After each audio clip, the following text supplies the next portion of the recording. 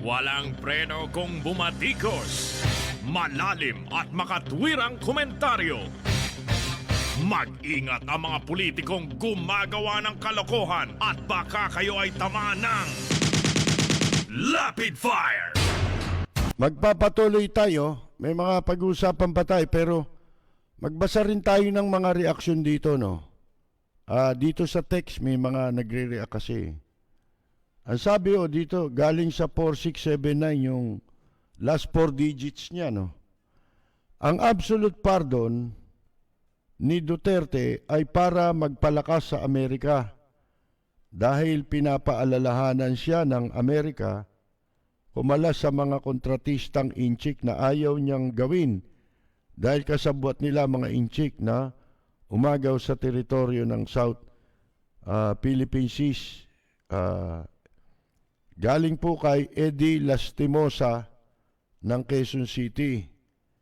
Katulad nga na nasabi natin kanina, sinasakyan niya lang yang issue na yan para mang-agaw ng credit. Credit grabbing ang tawag dyan mga kaibigan. Yun naman sinasabi ni Vice President Leni Robredo. Ang katumbas nun, yung laging sinasabi ni Mayor Alfredo Lim na ang batas ay para sa lahat. Yung the law must be applied to all. Otherwise, none at all. Di ba? Dapat lahat. Magkaroon ng ng karapatan. Available yung batas na yan katulad nung pumutok yung GCTA na pinagkakakitaan ng Bucor at Justice Officials, di ba? Mga kaibigan. Ano ang lumitaw doon na iskandalo? Hindi ba ang nabibigyan lang ng pribileyo sa ilalim ng GCTA mga may pera. Kaya nasasabi ni Vice President Leni Robredo yung kasi ano na yun natuklasan na yun, sumabog na yun di ba? Pinatawag pa yan, sinapail doon, di ba? Diyan sa Senate inquiry. Yun naman talaga ang lumabas na katotohanan dyan, di ba?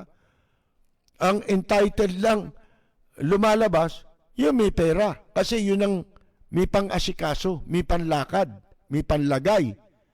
Kaya sinasabi niya, dapat yan patas lahat, di ba? Maging patas tayo sa mga bilanggo. Entitled, ang katunayan entitled lahat yun sinasabi ng batas di ba?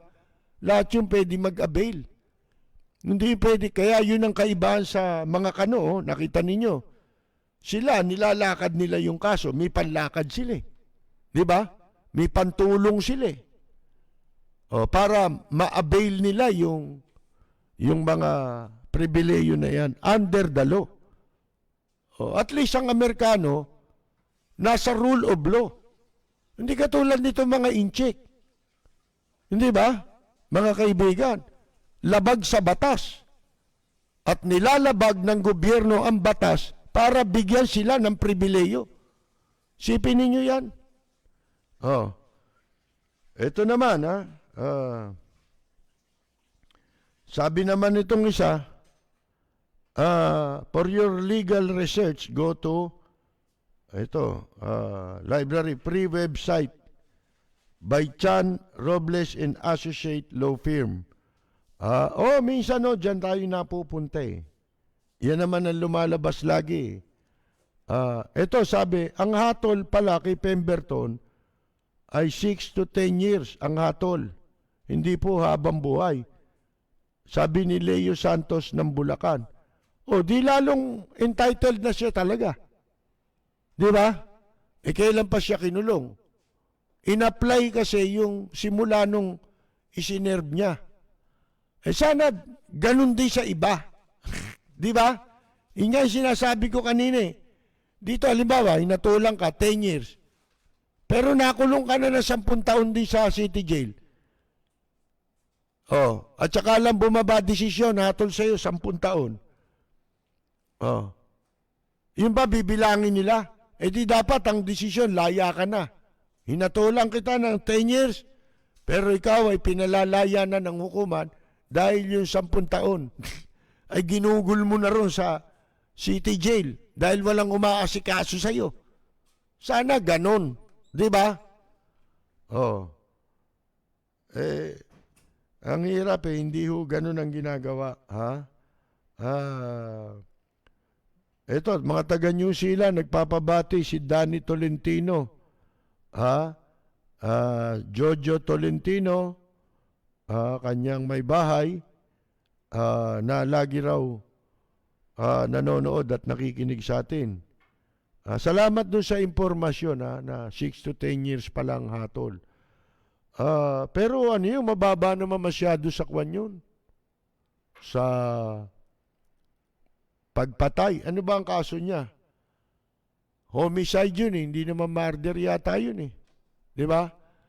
Tsaka maalala niyo yung kaso ni Pemberton. Kung ano natagpuan doon, di ba? May condom. Yung condom, sobra eh. Di ba isa lang condom dapat? Tig-isa sila. sabi nung iba, tig-isa ho sila ron eh.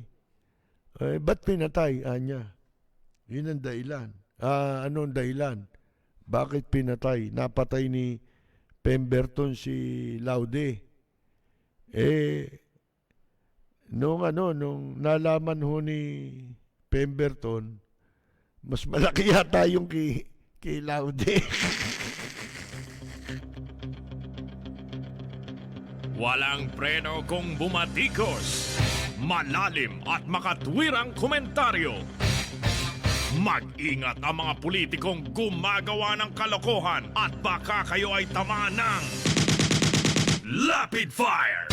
Ipinag-utos po ng Cebu Provincial Government nitong si Governor Gwendolyn Garcia ang pagpapatigil sa mining companies at nagmimina po nitong ang sabi, extracting, processing, selling, and transporting dolomites. Following the controversial shipment of dolomite rocks. Big sabihin doon pa lang labag na sa batas eh. Kung nanggaling sa Cebu yang, sila na rin naman na nagsabi, galing sa Cebu. Di labag sa batas. Bakit? Hindi kayo kumuha ng ng permit. Naglabas itong si Governor Garcia ng Cease and Desist Order, CDO, laban dito sa Dolomite Mining Corporation at Philippine Mining Services Corporation. Ibig sabihin, identified na ng Cebu kung sino itong mga hayop na ito. Di ba yung pagsira sa bundok pagsira sa kalikasan yan? Hindi ba? Mga kaibigan, lalo na ito, wala kayong permiso. Dapat idemanda nyo ito. Sabi ni Garcia, there should have been coordination. Hindi nakipag-coordinate Notice and consultations with the local government unit and the public before dolomites were extracted in Alcoy town, South Cebu. Ang sabi ni Garcia, the provincial government of Cebu and municipality of Alcoy were not informed of the beautification project in Manila Bay. There was neither any public consultation held before or transport permits were issued to PMSC. Ito nga ho yung dalawang walang hiya, to transport dolomite rocks from Cebu to Manila. Sabi o dito, yung the Mines and Geoscience Bureau, MGB, in Central Visayas, earlier issued 2 or transport permits to PMSC, allowing the shipment of some 7 wet metric tons of dolomites to Manila for use in making it appear there's a white sand beach in Manila Bay. Garcia said not only was a DNR administrative order 2010-21 violated, but there was also no environmental impact study. Ito yung sinasabi ng mga expert Batas yan Yung environmental impact study. Pinag-aralan muna sana. Done before dolomite rocks were extracted from the mountains of Alcoy town, which is considered as an environmentally critical area. The mountains of Alcoy are the habitat of endangered sea loys or black siamas, which are found only in Cebu. Meron palang species doon. Sea loys, ano ba yun? At saka black siamas. The absence of an environment impact study, sabi ni Garcia, violated another DENR Administrative Order 2003-03 and Presidential Decree number 1586 or Environmental Impact Statement System. Yan na rin yung sinabi ng mga expert Tapos kala mo kung saan nag-aral ng expertise itong saan nakakuha ng expertise ito si Ahan Chen at saka yung amo niyang si Roy Simatu. Mga kaibigan, the harm being inflicted on Cebuanos by the Manila Bay White Sand Project cannot be measured. Hindi raw masusukat ang pinsalang ginawa nito sa mga Cebuano. Yung ginawa nilang ano tawag dyan? Pagkuha ng mga dolomite, because, sabi, of the absence of an environmental impact study. The extraction of dolomite minerals from Alcoy and the consequential damage it will cause to the terrestrial environment of Cebu Island violate the Cebuanos' constitutional right to a balanced and healthful ecology in accord with the rhythm and harmony of nature. Ano naman, bigla ring naging expert si Rockway. Mga kaibigan, at ang katwiran gusto ko naman maging maganda ang beach sa Maynila. Tado. Ganda. Taga Maynila raw siya. Ano? Anak po. Anak ka ng po. Anak ka ng po. Bigla ka naging taga Maynilan, damuho ka.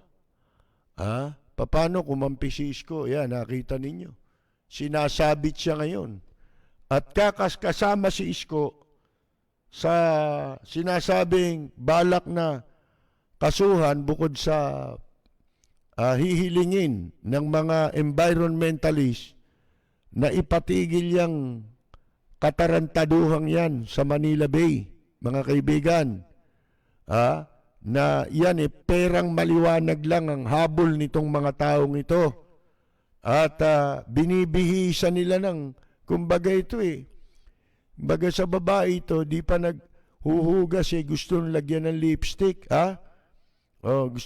hindi pa naghihilamos minimake-upan na nila, mga kaibigan.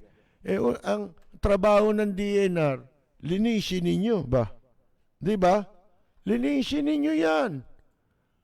Ano yan? Continuing yan. At saka igawa ninyo muna ng paraan kung paano nyo matatanggal ang baho.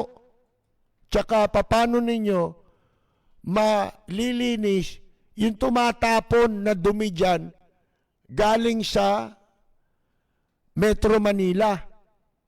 Ha? Lahat ng dumi dyan ang tapon eh. Mga kaibigan, saan pa dadaluyin yung mga kwan? Yung mga dumi. Sige nga, saan? Meron bang iba? So, ang solusyon doon, treatment, di ba? Kung ano yung mga aparatos na kailangan para maiproseso, di ba? Yung mga duming yan. Ipoprocess mo yan. Hindi pwedeng lalagyan mo yan. Bababa na raw yung kwan. Yung level ng dumi, di ba? Yung contamination ng tubig. Kahit ba bumaba yan eh. Lalo na matatanaw mo dyan, di ba? May mga barko dyan, naka-atraka yung mga barko eh. Yung mga barko, di ba? Dyan din nagtatapon ng dumi yan eh. Habang nakaparada yung mga barko na yan, nagtatapon din ng dumi dyan. Sa Manila Bay. Saan magtatapon yan? May basurero ba rin sa ano? Lumalapit doon sa barko. Di ba wala naman? Tas gagawin mong beach yan. Puro aa at saka wiwi. Di ba? Lahat ng klaseng basura. Dyan nga pumupunta lahat ng pinanggagalingan, yung galing doon sa, alam niyo yung coastal na yan, malaki yan eh. Hanggang Bataan yan eh. Di ba? Hanggang Bataan yan yung coastline na yan. Mga kaibigan ng Manila Bay. Sipin ninyo, dito lahat ang punta. Kanina may napanood tayo sa television. Kababanggit ko lang sa inyo nung kagabi yata o isang gabi, na di ba malimit kami minsan kumakain dyan nila Mayor Lim sa Manila Yacht Club. Napakabaho ron eh. Ang sarap sanang kumain. Masarap, medyo okay na rin yung pagkain. Hindi ka ganong hindi ka ganong makakain sapagkat ang baho, nakita ninyo, doon ngayon ang takbo nung basura. Diba? Kanina pinakita. Kanina lang kuha yan. Ang daming basura. Mga kaibigan, doon ngayon tumatabo yung basura. Ito pa, yung tabi ng US Embassy doon sa Calao. Diba yung tinayuan ni Erap ng casino? Maraming restaurant doon eh. Ang mga dumi niyan, diretso na nga sa kwan eh. Sa dagat eh. Sige nga, paano mo malilinis yan? Tatanggalin mo lahat yung mga establishmentong yan. Tatanggalin mo yung Maynila. Paano mo mabubuhat yung Maynila, yung Pasay? Lahat ng city na yan. Tatanggalin mo lahat yan. Mapabahay yan, iba, dadaan sa ilog. Saan ba tuloy ng ilog? Di ba sa dagat din? Ang kailangan dito, yung proseso na bago tumapon sa Manila Bay, malinis na yung tubig. Di ba? Na tumatapon.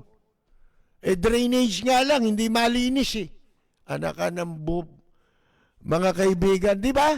Kaya nga nagbabaha, isa sa nagigisa ng baha, talaga hindi mo na mapipigil, pero malaki sana maitutulong para medyo makontrol yung baha o hindi gaanong tumaas ang tubig pagka bumaba kung malilinis ang drainage. Drainage nga, hindi nyo malinis. Mga damuho kayo eh. Dagat pa lilinisin ninyo.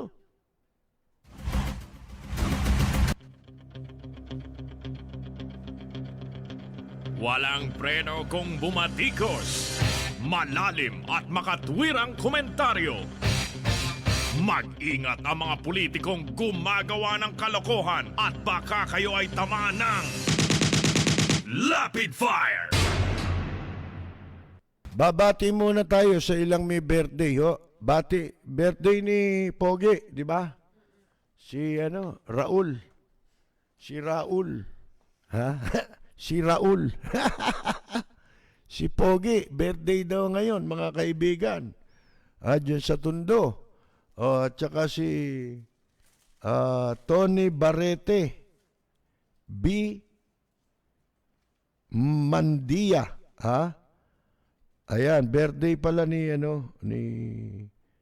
Tony Barrete B. Mandia.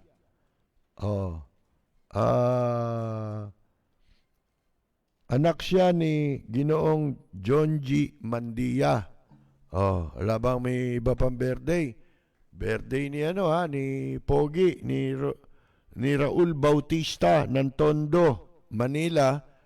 At ito si Tony Barrete B. Mandia. At dahil birthday po nila, mga kaibigan, narito po ang ating pagbati. Para sa nagdiriwang ng kanilang karawan,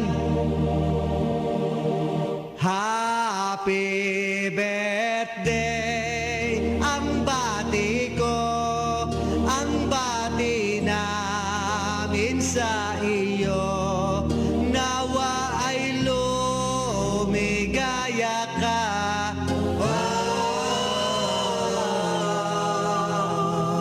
At abutin mo pa sana ang maraming kaarawan.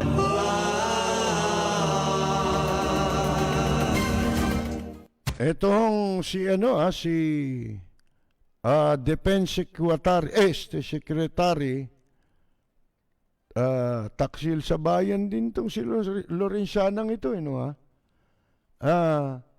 ang sinasabi niya, siya ay lumagda sa kasunduan na payagan ang China o ang kumpanya ng China, gobyerno ng China, mga nasa likod nito, itong Dito Telco, na makapagtayo ng cell sites sa military camps. Sipin niya, mga kampo ng militar, tatayuan nila ng cell site, samantalang pinalayas nga ng Amerikano yung mga yan tsaka ng Canada di ba? Sapagkat sila ginagamit nila yan para tiktikan tayo, di ba? At makontrol na ang information dito sa Pilipinas. Kanina may mga napanood ako, grabe. Yung nangyayari ngayon sa Hong Kong simula nung maipatupad na yung isang bagong batas, di ba, na parang terror bill dito sa atin. Sipin ninyo, pati 12 years old na babae pinagbubugbog ng mga pulis. Babae 12 years old. Alam nyo doon sa Hong Kong, kahanga-hanga yung mga mamamayan ng Hong Kong. Mga kabataan na lang. Siyempre, ayaw pa rin nilang pumayag kahit na meron ng katumbas na mabigat na parusa sa kanila. Sipin ninyo, talagang ipinaglalaban nila yung Hong Kong. Walang hiya talaga yung China, di ba? Sipin ninyong sila nga naman ang nagpakahirap dyan sa Hong Kong, tapos gustong nung maunlad na, tsaka kinukuha sa kanila, hindi ba? At gusto maging pag-aari na rin ng estado lahat. Yan ang yan ang gagawin ng China, di ba? Dito sa Pilipinas, aagawin lahat yan, mga kaibigan, sa mga Pilipino. Pero ang malaking kabahan, dito, maingay lang dito sa social media. Buti sa Hong Kong, wala yata, inalis na yung mga riyan, social media riyan, di ba? Doon, kahit wala social media, nakita ninyo. Alam nila ang pinaglalaban nila, mga kaibigan. I signed the contract, sabi ni Lorenzana, recently. Doon sa hearing ng budget dyan sa House of Representatives. Sabi ho nitong si Lorenzana, kanya lamang idinilay yung kanyang pagpirma sa kontrata sa telco na yan noong 2019. Pagkatapos daw na yung mga opposition senators humingi ng kopya ng agreement para ma-review yung kasunduan. Na-review na ba o nabigyan na sila? Ganyan dito titigil Pag nabigyan parang silito lapid Gusto yatang aregluhin ng mga padrino ng inchik dito na nagtatayo ng mga ospital. Wala man siyang gagawin. Ang Senado, tinan ninyo, tahimik. Doon sa Manila Bay. Isa lang nagsalita. Si Nancy Binay lang. Nung araw, katakot-takot ang batikos kay Nancy Binay, di ba?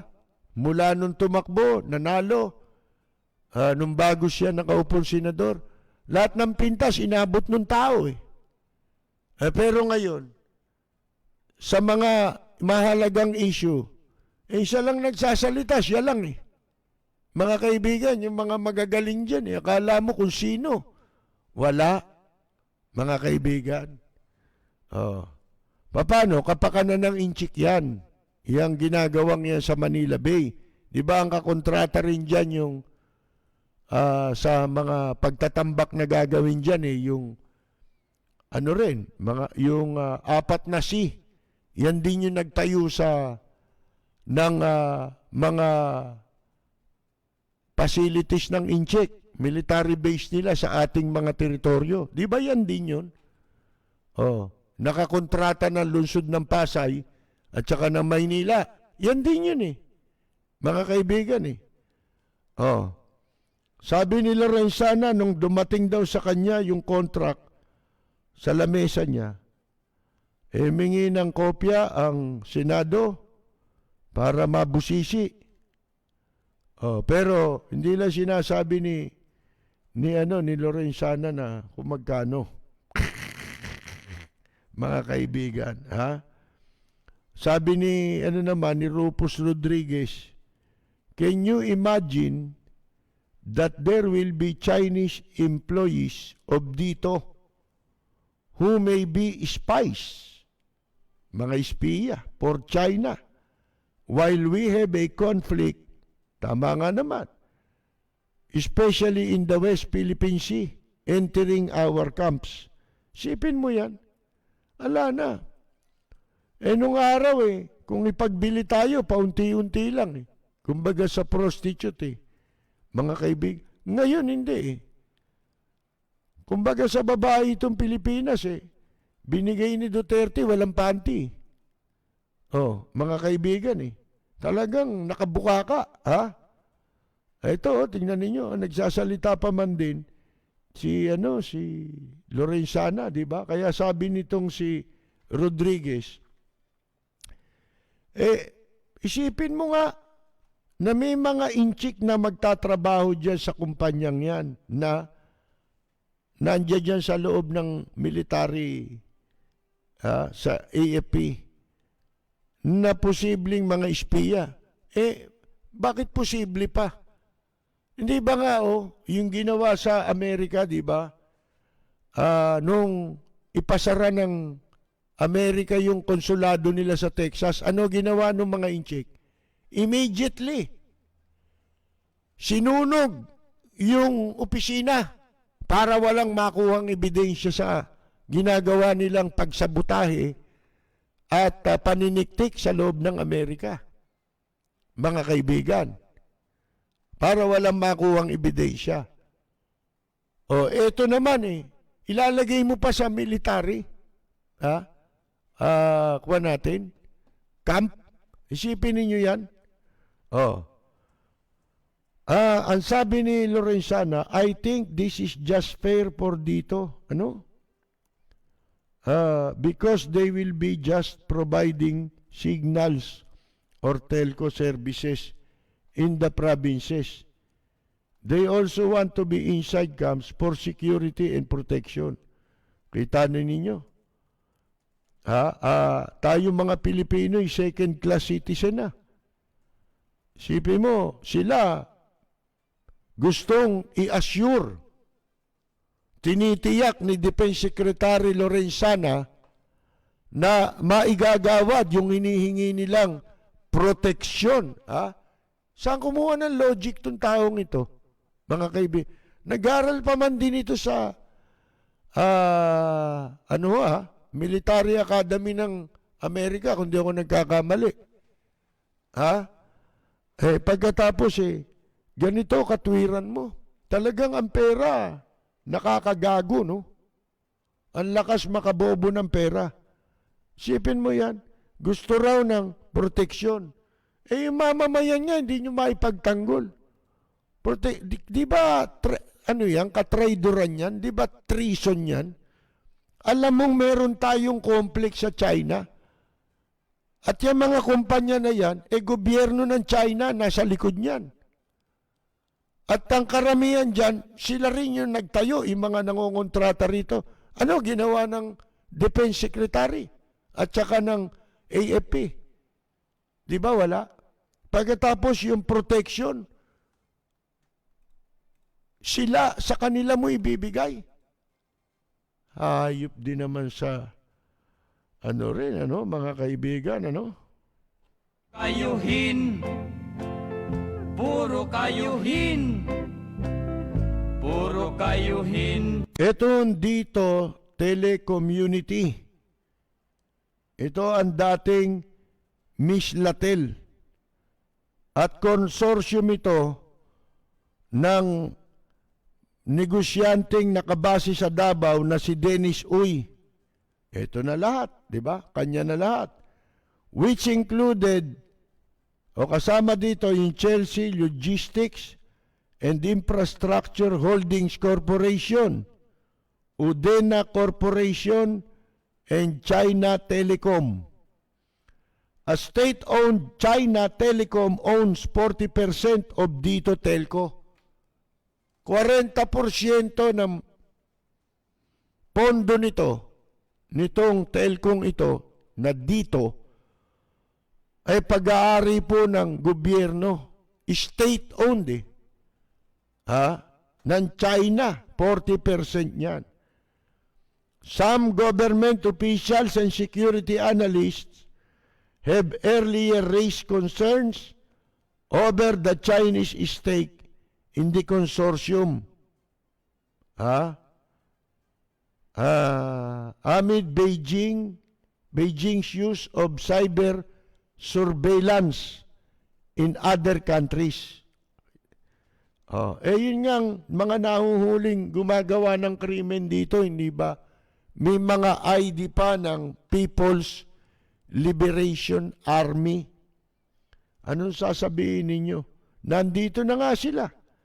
Tapos ito palang gobyerno natin walang gagawin. Yan ano yan? Mananagot kayo niyan. Dadating din ang araw. Alam nyo, yung mga napapanood ko na nangyayari, may mga gumagawa ng report sa China. Isa na dyan yung pinangangamba natin. Yung religious belief ninyo, mawawala na yan. Matatapos na ang pag-practice nyo yan. Sa sandaling ang mga Pilipino, walang gagawin laban sa China. Wala Walang naririnig ang ibang mga bansa na natinig na nanggagaling dito sa Pilipinas. Kaya sabi ko sa inyo, kalimutan nyo na yung Marcos, Aquino. Walang mapapala tayo dyan. Alam niyo yung pagsasara ng ABS-CBN, tatapatin ko kayo Kanino ba nagumpisa yan? Na hindi yan nabigyan ng prangkisa. Di ba kay Pinoy? Bakit hindi binigyan ni Pinoy yan? Kasi gusto niya tanggalin yung ibang broadcaster doon sa ABS-CBN. At isa pa, tinanggal doon si Chris Aquino Di ba? Tinanggal nila ro si Chris Aquino. Kaya galit din si Pinoy dyan sa ABS-CBN. Huwag kayo maniniwala na ito lang ang berdugo. Hindi. Nagsimula yung sarahan na yan o yung panggigipit sa ABS-CBN, panahon ni Pinoy. Oh, mga kaibigan. Hindi lang ninyo alam na nag-uusap din yan. Itong si Digong nyo at saka si Pinoy, nag-uusap din yan eh. Baka nagpasalamat pa nga si Chris eh. Sinaran nyo ABS-CBN ha, maraming salamat. Oh. Kaya may narinig ba kayo sa mga yan na sinabi yan sa pagsasara ng ABS-CBN? Wala, di ba? Kaya tigilan nyo na yan. Kawawa tayo mga Pilipino pagka tayo ay kumapit dun sa mga paniwalang sagad sa buto. Di ba yun din ang kinamumuhay natin dito sa mga Dutertanings, mga kaibigan? Sapagkat, ano na eh, nauuwi na sa idolatry. Ha? Ginagawa ng pagsamba. Ha? Kay Digong nyo, yung kanilang paniwala.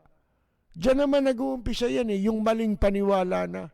Nagkakaroon ka na ng maling paniwala, nagiging panatiko ka na. Huwag na tayo magbanggit nung ganun kasi sa totoo lang lahat naman niya may kasalanan eh. Hindi nga lang kasing lupit nito.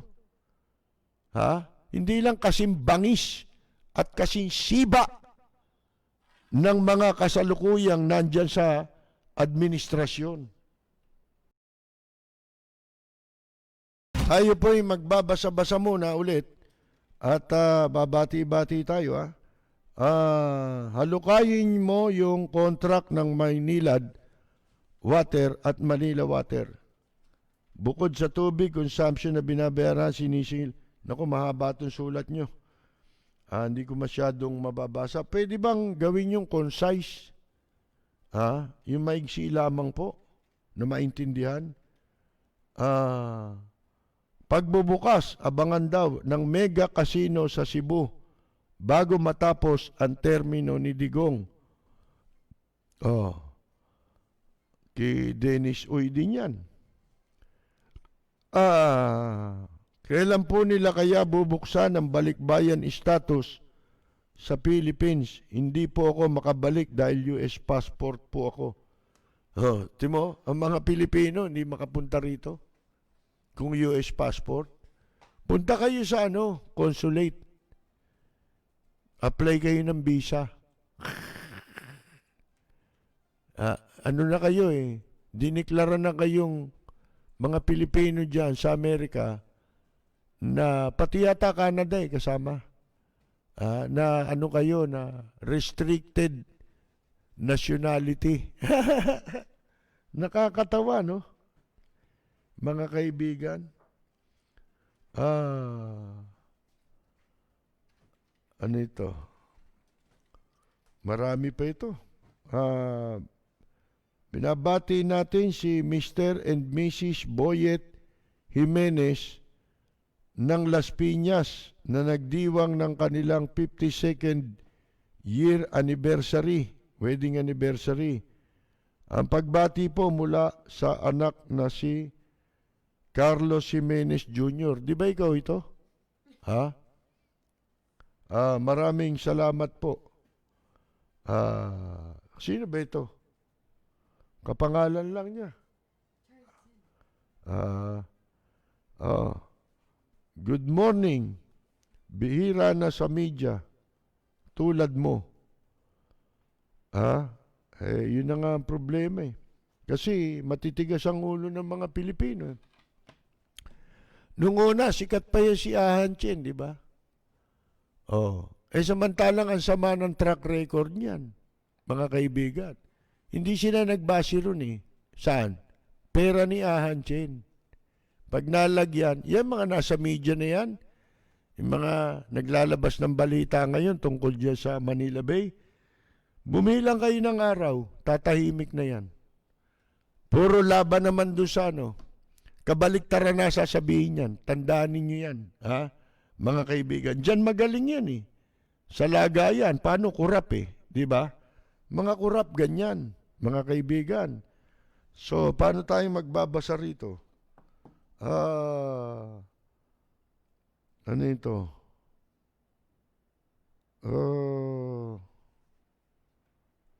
Labang...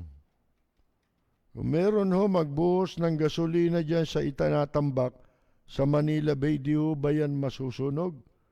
Ba, hindi ko alam kung masusunog po yan. Subukan nyo. Di ba?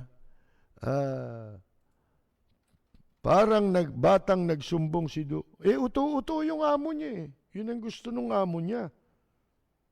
Inuuto siya. Naku, galing. Totoy. Mga ganyan ang gusto niya. Totoy. Mga ganyan eh. Kaya lahat ng isumbong nung alalay niya, naku mga kaibigan, minumura ni Duterte. Baka hindi nyo alam. Ano ito? Mamu Moon ng Shizuoka, Japan. Binabati natin, ha? Shizuoka. Ano yan eh? Maraming resort dyan eh. Spring. Diba? Mga mga onsen kung tawagin. Mimi Vallejo ng Japan. Si Concepcion Ison Chulbo at si Ledge Chulbo naman nakikinig sa radyo kanina. Marisa Martinez, Jocelyn Di Mahiba, si Mirna Guillermo ng Chicago, binabati natin, at si Roxanne Rankin ng Florida. Virgilio Abibas, Sacramento, California. Leonardo Arumin, binabati niya yung kanyang mga anak sa Herbosa, Tondo, na DOH frontliners, si registered nurse Mark, si Lalaine at Lester. Nanonood po sa atin si Mr. Arumin from Las Vegas, Nevada. Baka naging kapitbahay natin ito, di ba? Sa Herbosa lang, isang ba kayo sa Herbosa? Si Celso Paglingayen Aguilar ng Malaga, Spain. Jaime Ocbina Garcia ng Angeles City. Ang mga katropa natin sa Amsterdam, sina Arlene at Mon Barrias. Sa Italy, si Buenos Dias, Joel Diaz at Carolina Luge.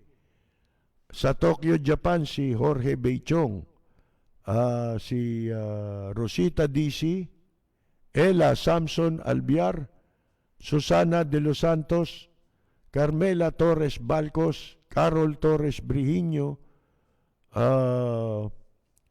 si June Di Valencia, isang magaling na singer at aktor, si June Gases ng Abracadabra, nasa Guam yan. Si Walden Kihan Berry, sa Guam din po yan at ang kanyang pamilya. Si Angel Ram Agbuya,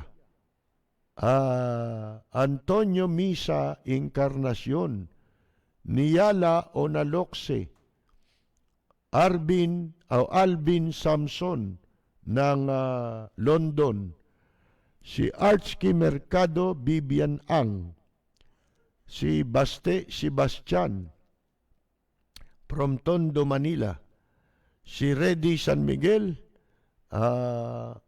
Nadine Gonzalo, Nef Carlos Jr., Alex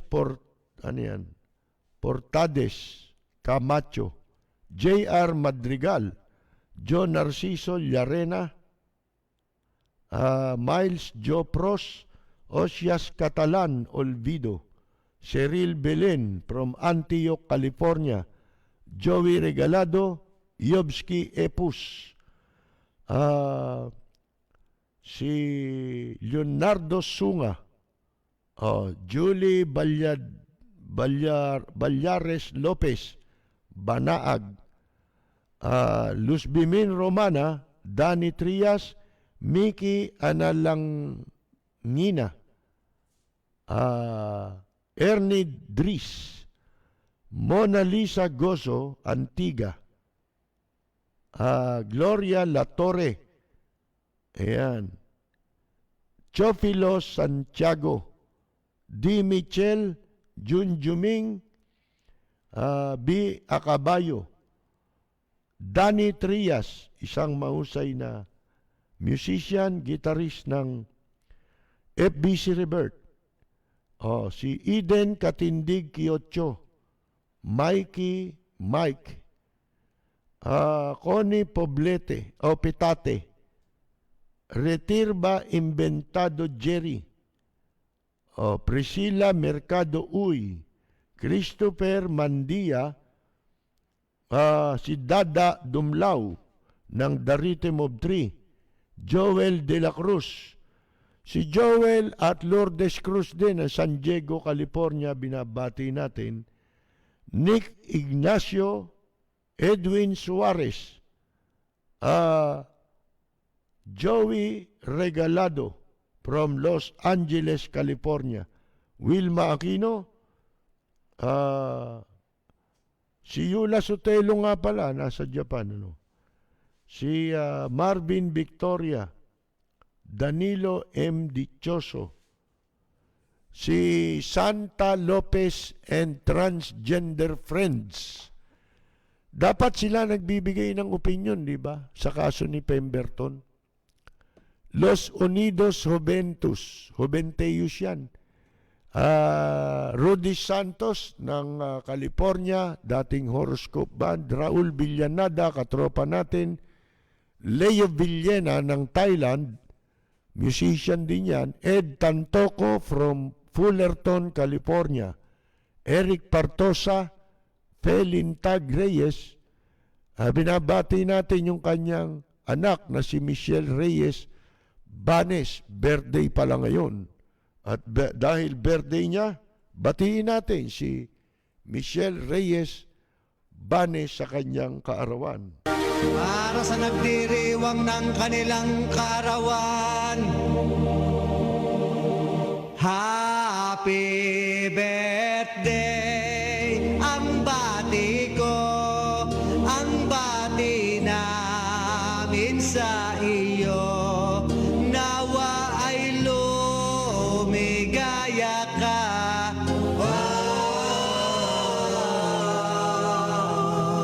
At abutin mo pa sana ang maraming kaarawan.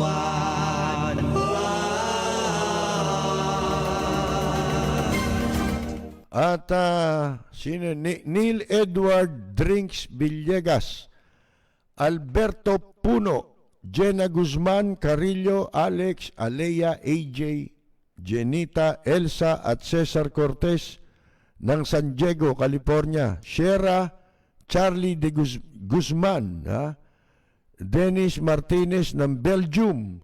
Si Beck Sabiñano, Rachel Dolor. Si Eric Partosa ng Reno, Nevada. Joe Narciso Llarena. Ariel Ramos, Lenny Hular, Leonida Tolentino, Sam and Chris, nanonood din from Reno, Nevada. Si Arnulfo Laguardia, tang Adan family sa Alitagtag, Batangas. Si Nelson Beblañas ng Valenzuela. Teresita Aguinaldo at ang Pasco family ng Seattle. Nixon Nang Torres at Mary Jane Molina ng New York. Elmer Catolin ng Indiana o Crown Point, Indiana, USA. Si Dean Eclar at Elise ng Quezon City. Noel Perez,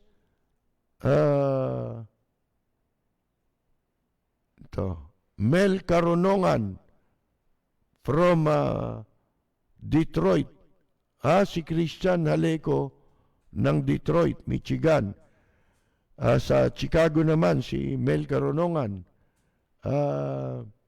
Eric Suwan, Reggie Marquez, sino pa? Boyet Potenciano ng San Diego, siyempre si Roy Japantura, pag kayo'y mamamasyal sa Japan. Ngayon, may mga promo-promo na, di ba, sa isang taong pang schedule. Marami nang nagpo-promo niyan. Ngayon, pwede na kayo magpabuki ano niyan. Kay Roy, Japan Tour. Reynaldo Isaga. Julia Hasmin. Jerry Valeros. Rachel Dolor. Jason Ramos. Beck Sabiñano. Ano to? Marie Johnson. Si Dennis Martinez. Pero tayo po ay wala na namang oras.